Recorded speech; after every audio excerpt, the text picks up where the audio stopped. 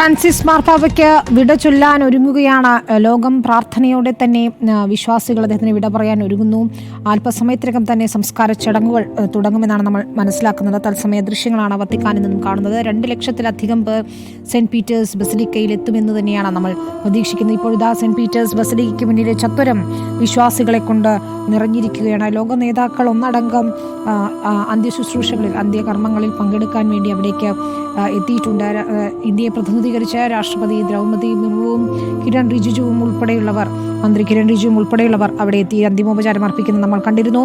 US president Donald Trump, Ukraine president Vladimir Zelensky തുടങ്ങി 180ഓളം രാഷ്ട്രത്തലവന്മാരാണ് സംസ്കാര ചടങ്ങുകളിൽ പങ്കെടുക്കുന്നത്. നമുക്കറിയാവുന്ന പോലെ ലോകമെമ്പാടു നിന്നും വത്തിക്കാനിലേക്ക് വിശ്വാസികളുടെ വലിയ പ്രവാഹമാണ് ഇപ്പോഴും ഉള്ളത്. സെന്റ് പീറ്റേഴ്സ് ബസിലിക്കയിലെത്തി ലക്ഷക്കണക്കിന് ആളുകളാണ് അന്തിമോപചാരം അർപ്പിക്കുകയും ചെയ്തത്. ഇതിൽ ഇന്നിപ്പോൾ സംസ്കാരത്തിന് തൊട്ട് മുൻപ് അന്തിമോപചാരം അർപ്പിക്കാനായി ശരണരുടെ സംഘത്തിന് ആയിരിക്കും അവസരം എന്നിപ്പോൾ വത്തിക്കാൻ അറിയിക്കുകയും ചെയ്തിട്ടുണ്ട്. പ്രത്യേക സംവിധാനങ്ങളൊക്കെ തന്നെ ഒരുക്കിയിരുന്നു അവിടെ എന്നുള്ളതാണ്. ഈ മരണാനന്തര നടപടികളുടെയും ശുശ്രൂഷകളുടെയും ഒക്കെ ഒരു ക്രമം കഴിഞ്ഞ നവംബറിൽ തന്നെ മാർപ്പാപ്പ താല്പര്യമെടുത്ത് പരിഷ്കരിച്ചിരുന്നു. അത് ഏറ്റവും ലളിതമായ ചടങ്ങുകൾ മാത്രമാണുള്ളത്. നമ്മൾ പൊതുദർശന സമയത്ത് കണ്ടതാണ്. സാധാരണ ഒരു മരപ്പെട്ടിയിലായിരുന്നു അദ്ദേഹത്തിൻ്റെ ഭൗതികദേഹം ഉണ്ടായിരുന്നതും. സാധാരണയായി 3 പെട്ടികൾക്കുള്ളിലാക്കി മാർപ്പാപ്പമാരെ അടക്കം ചെയ്യുന്ന ആചാരത്തിന് പകരം തടിപ്പെട്ടി മാത്രം മതി എന്ന് അദ്ദേഹം നിർദ്ദേശിച്ചിരുന്നു. പാവങ്ങൾക്ക് വേണ്ടി, അശരണർക്ക് വേണ്ടി നിലകൊണ്ട അത്രയധികം ലാളിത്യത്തോടെ തൻ്റെ ജീവിതം നയിച്ച മാർപ്പാപ്പയുടെ അന്ത്യയാത്രയും ഒരുപക്ഷെ ചരിത്രമായി തന്നെ മാറുകയാണ്. നമുക്കറിയാവുന്ന പോലെ ആഗോള കത്തോലിക്ക സഭയുടെ തലവനായി ഫ്രാൻസിസ് മാർപ്പാപ്പ 88-ാം വയസ്സിലാണ് കാലം ചെയ്തത്. 11 വർഷം ആഗോള സഭയെ നയിച്ച പിതാവാണ് യാത്രയാകുന്നത്. അർജന്റീനയിലെ ബ്യൂണസ് ഐറസിൽ 1936 ഡിസംബർ 7-നായിരുന്നു അദ്ദേഹത്തിൻ്റെ ജനനം. ഹോർഗെ മരിയോ ബെർഗോളിയോ എന്നായിരുന്നു യഥാർത്ഥ പേര്. പിന്നീട് 1969-ലാണ് അദ്ദേഹം പൗരോഹിത്യം സ്വീകരിക്കുന്നത്. 2001 ഫെബ്രുവരി 1-ന് കർദിനാളായി. 2013 മാർച്ച് 13-ന് മാർപ്പാപ്പ പദവിയിലെത്തുകയും ചെയ്തു. കത്തോലിക്ക സഭയുടെ 266-ാമത്തെ മാർപ്പാപ്പയായിരുന്നു ഫ്രാൻസിസ് മാർപ്പാപ്പ. കത്തോലിക്ക സഭയുടെ പരമാധ്യക്ഷൻ എന്ന നിലയിൽ വത്തിക്കാൻ സർക്കാരിലും സഭയ്ക്കകത്തുമൊക്കെ കാലോചിതമായ പരിഷ്കാരങ്ങൾക്ക് തുടക്കം കുറിച്ച വ്യക്തിത്വം കൂടിയാണ് ഇപ്പോൾ വിടവാങ്ങുന്നത്. ലോക സമാധാനത്തിനു വേണ്ടി ഇത്രയധികം സംസാരിച്ചിട്ടുണ്ട് അദ്ദേഹം എന്നതാണ്. ഒപ്പം ബാലപീഡനങ്ങൾക്കെതിരെ, ദരിദ്രർക്ക് വേണ്ടി, അശരണർക്ക് വേണ്ടിയൊക്കെ തന്നെ ശബ്ദമുയർത്തി അവരെയൊക്കെ ചേർത്ത് പിടിച്ചയാൾ കൂടിയാണ് മാർപ്പാപ്പ എന്നതാണ് ഏറ്റവും പ്രധാനപ്പെട്ട കാര്യം.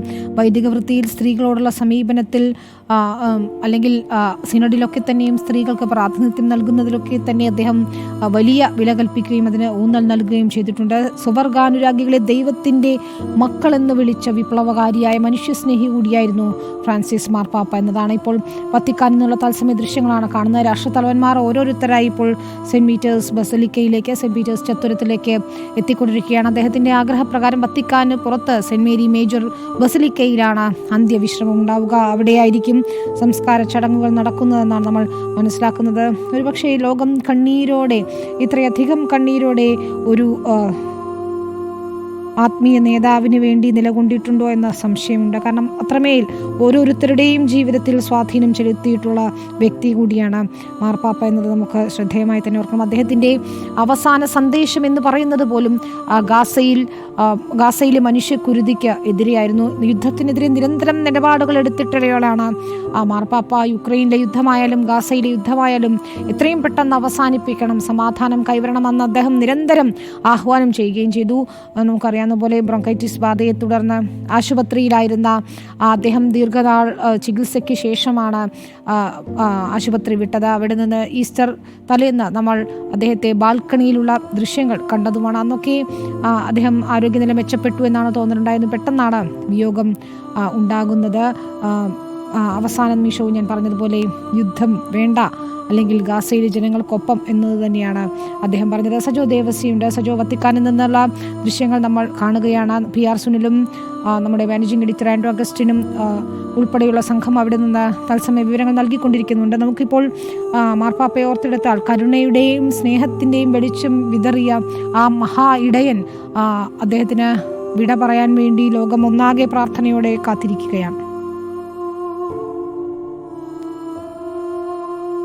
വിനീത, കത്തോലിക്ക സഭയുടെ ചരിത്രത്തിലെ ഏറ്റവും ജനകീയനായ പോപ്പിന്, മാർപ്പാപ്പയ്ക്ക് ലോകം വിട പറയുകയാണ്. ഇനിയും ഏതാനും സമയം കൂടി പൂർത്തിയായാൽ വത്തിക്കാന് പുറത്തുള്ള സാന്താ മരിയ മേജർ ബസിലിക്കയിൽ അദ്ദേഹത്തിന് അന്ത്യവിശ്രമം ഒരുങ്ങും എന്നതാണ് അതിനുള്ള, അതായത് വത്തിക്കാൻ സെന്റ് പീറ്റേഴ്സ് ചത്തുരത്തിലേക്ക് തന്നെ കഴിഞ്ഞ ദിവസങ്ങളിൽ അന്തിമോപചാരം അർപ്പിക്കാനുള്ള സൗകര്യം ഒരുക്കിയപ്പോൾ ഒഴുകിയെത്തിയത് പതിനായിരങ്ങളാണ്. ഏതാണ്ട് 2.25 ലക്ഷത്തിലധികം, കൃത്യമായി പറഞ്ഞാൽ 2,50,000-ഓളം പേർ അവിടെ മാത്രം വന്നു. ഇന്ന് ലോകത്തിന്റെ ഒരു പരിച്ഛേദം, അതായത് ലോക നേതാക്കൾ തന്നെ വത്തിക്കാനിലേക്ക് എത്തുന്നത് നമ്മൾ കണ്ടു. ലോകത്തെ പ്രധാനപ്പെട്ട ഇന്ത്യയുടെ രാഷ്ട്രപതി അടക്കം ലോകത്തിന്റെ പ്രധാനപ്പെട്ട രാഷ്ട്രത്തലവന്മാരൊക്കെ അങ്ങോട്ടേക്ക് അന്ത്യാഞ്ജലി അർപ്പിക്കാനായി എത്തി.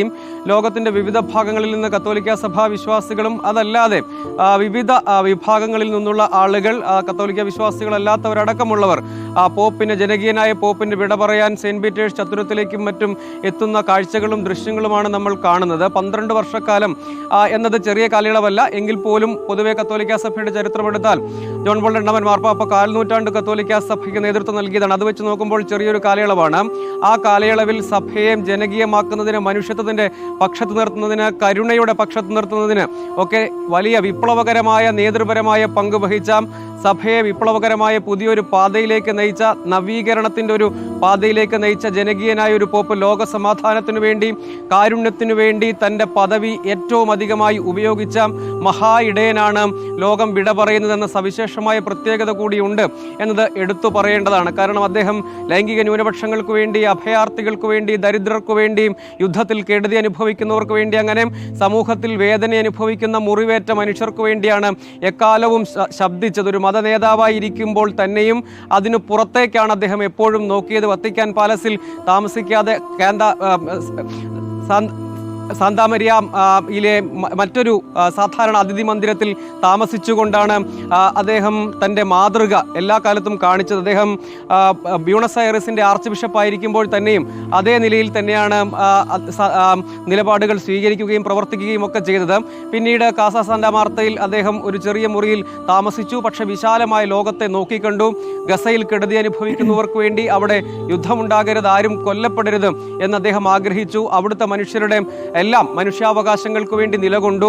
അദ്ദേഹം നടത്തിയ ആദ്യത്തെ യാത്ര തന്നെ ഇറ്റലിക്ക് സമീപത്തുള്ളൊരു ദ്വീപിലേക്ക് അത് അഭയാർത്ഥികൾക്ക് വേണ്ടിയായിരുന്നു എന്നത് എടുത്തു പറയേണ്ട ഒരു കാര്യമാണ്. അങ്ങനെ അദ്ദേഹം അതിന് മുൻപ്, അതായത് വത്തിക്കാനിൽ മുൻപ് പ്രവർത്തിച്ച് മാർപ്പാപ്പ പദവിയിൽ എത്തുന്നതിന് മുൻപ് ശീതയുദ്ധകാലത്തടക്കം അദ്ദേഹത്തിന്റെ നിലപാടുകൾ ഉയർത്തിപ്പിടിക്കുകയും അവിടെ ലോക സമാധാനത്തിന് വേണ്ടി നിലയുറപ്പിക്കുകയും ചെയ്ത മനുഷ്യനാണ്.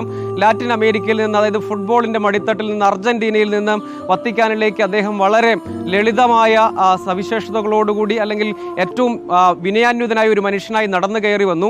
ആഗോള കത്തോലിക്ക സഭയുടെ പരമാധ്യക്ഷ പദവി എന്നത് 130 കോടി കത്തോലിക്കരുടെ തലവൻ എന്ന പദവിയാണ്. ആ പദവി വഹിച്ചുകൊണ്ട് തന്നെ അദ്ദേഹം യുദ്ധത്തിനെതിരെ ഇത്തരം നിലപാടുകൾ, അതായത് സഭയിൽ പ്രധാനമായും 2 പക്ഷങ്ങളുണ്ട്. എല്ലായിടത്തും ഉള്ളതുപോലെ തന്നെ യാഥാസ്ഥിതിക ചേരിയും നവീകരണ ചേരിയുമുണ്ട്.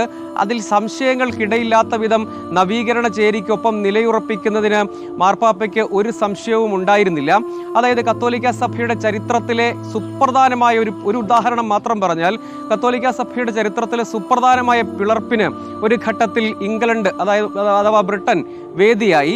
ആംഗ്ലിക്കൻ ചർച്ച എന്നൊരു സഭ തന്നെ ഉണ്ടായ ഒരു ചരിത്രമുണ്ട്. അതിൽ വിവാഹമോചനത്തെ കേന്ദ്രീകരിച്ചുള്ള ഒരു ചർച്ചയും ബ്രിട്ടീഷ് രാജാവിൻ്റെ അധികാരവുമായിരുന്നു അവിടുത്തെ ഒരു പ്രധാനപ്പെട്ട തർക്കം. അന്ന് കത്തോലിക്ക സഭ ഒരു വിട്ടുവീഴ്ചയ്ക്ക് മുതിർന്നില്ല എന്ന സവിശേഷമായ ഒരു കാര്യമാണ്. അങ്ങനെയാണ് ആംഗ്ലിക്കൻ ചർച്ച, മറ്റു കാരണങ്ങൾ കൂടി ഉണ്ട് എങ്കിൽ പോലും ആ ഘട്ടത്തിൽ പോലും സഭ തിരുത്താതിരുന്ന നിലപാട് ഫ്രാൻസിസ് മാർപ്പാപ്പ തിരുത്തി. വിവാഹമോചിതർക്ക് കൂദാശ നിഷേധം പാടില്ല, അവർക്ക് വേണ്ടി പ്രത്യേക കൂട്ടായ്മ, അങ്ങനെ പുനർവിവാഹിതർക്ക് വേണ്ടിയും വിവാഹമോചിതർക്ക് വേണ്ടിയും കൂട്ടായ്മയുണ്ടാക്കി. LGBTQ+ അഥവാ ക്യൂർ ലൈഫുള്ള, അല്ലെങ്കിൽ ലൈംഗിക ന്യൂനപക്ഷങ്ങൾ എന്ന് വിളിക്കപ്പെടുന്ന മനുഷ്യരെ ചേർത്ത് പിടിക്കണം, അവരെ ആശീർവദിക്കുന്നതിന് തടസ്സമൊന്നുമില്ല എന്ന് സംശയങ്ങൾക്കിടയില്ലാത്ത വിധം മാർപ്പാപ്പ പറഞ്ഞു. മുൻപ് കത്തോലിക്ക സഭയുടെ പൊതുവായൊരു നിലപാട് അങ്ങനെ ആയിരുന്നില്ല, അവരെ അംഗീകരിക്കാത്ത നിലപാടായിരുന്നു. അതിൽ നിന്ന് ഏറെ ദൂരം അദ്ദേഹം മുന്നോട്ട് പോയി എന്ന് മാത്രമല്ല, ഇപ്പോൾ നടക്കാൻ പോകുന്ന മാർപ്പാപ്പമാരുടെ സംസ്കാര ചടങ്ങുകൾ പോലും ലളിതവൽക്കരിക്കുന്നതിന് വേണ്ടി ആ ക്രമത്തെ, ആ ലിറ്റർജി തന്നെ, അതിലെ അത് തന്നെയാണ് ഏറ്റവും പ്രധാനം. അത്രമേൽ ലാളിത്യത്തോടെ ജീവിച്ച മാർപ്പാപ്പ വിട പറയുമ്പോഴും അത് ചരിത്രമാവുകയാണ്. ലാളിത്യത്തിന്റെ പ്രതീകമായി അദ്ദേഹം നിലകൊള്ളുകയും ചെയ്യും. സ്നേഹത്തിന്റെയും കാരുണ്യത്തിന്റെയും ഒക്കെ മഹാ ഇടയൻ കൂടിയാണ് വിട വാങ്ങുന്നത്. നമുക്ക് ആ ദൃശ്യങ്ങളിലേക്ക് എത്താം. അല്പസമയത്തിനകം തന്നെ അമേരിക്കൻ പ്രസിഡന്റ് ഡൊണാൾഡ് ട്രംപും പ്രഥമ വനിതയും അന്തിമോപചാരം അർപ്പിക്കും. സെന്റ് പീറ്റേഴ്സ് ബസിലിക്കയിൽ എത്തിക്കൊണ്ട് എന്നാണ് നമുക്ക് അറിയാൻ കഴിയുന്നത്.